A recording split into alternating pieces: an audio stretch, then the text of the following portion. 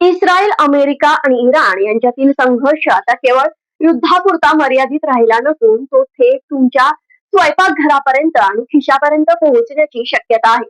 या संघर्षाचा केंद्रबिंदू ठरला आहे होर्मुझची सामुद्रधुनी. नमस्कार, मी तेजस्विनी खराडे. तुम्ही पाहताय आझाद मराठी.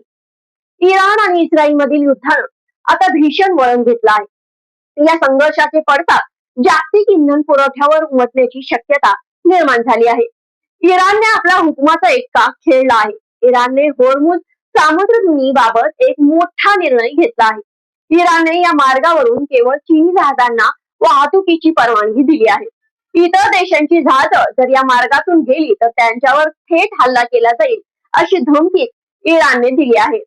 इराण इस्रायल युद्धामध्ये होर्मुझच्या सामुद्रधुनीची चर्चा का होतीये? होर्मुझची सामुद्रधुनी ही का महत्वाची आहे? ती भारतासाठी किती महत्वाची आहे? या सगळ्या प्रश्नांची उत्तरं आज आपण जाणून घेऊया. कच्चं तेल आणि नैसर्गिक वायूच्या व्यापारासाठी आखाती भागातल्या अत्यंत महत्वाचा जलमार्ग म्हणजे ही सामुद्रधुनी. ही 150 किलोमीटरचा एक जलमार्ग आहे. हा मार्ग लहानसा चिंचोळा असला तरी यातून जगातले सर्वात मोठे कच्च्या तेलाचे टँकर जाऊ शकतील इतपत हा खोल आहे.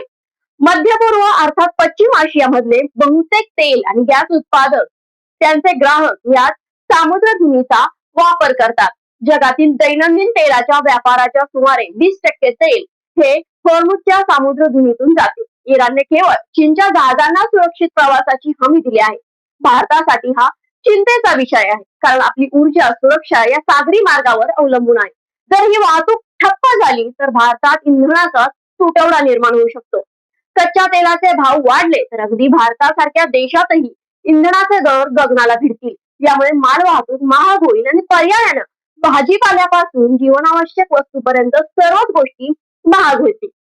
अशातच रशियाचे उपपंतप्रधान अलेक्झांडर नोवाक यांनी भारत आणि चीनला तेल पुरवठा वाढवण्यासाठी तयार असल्याचं म्हटलं आहे. रशिया आधीच भारताचा सर्वात मोठा कच्च्या तेलाचा पुरवठादार देश बनला आहे. आता तुम्हाला ही माहिती कशी वाटली ही कमेंट बॉक्स मध्ये नक्की सांगा. तसेच हा व्हिडिओ लाईक आणि शेअर करायला विसरू नका. धन्यवाद.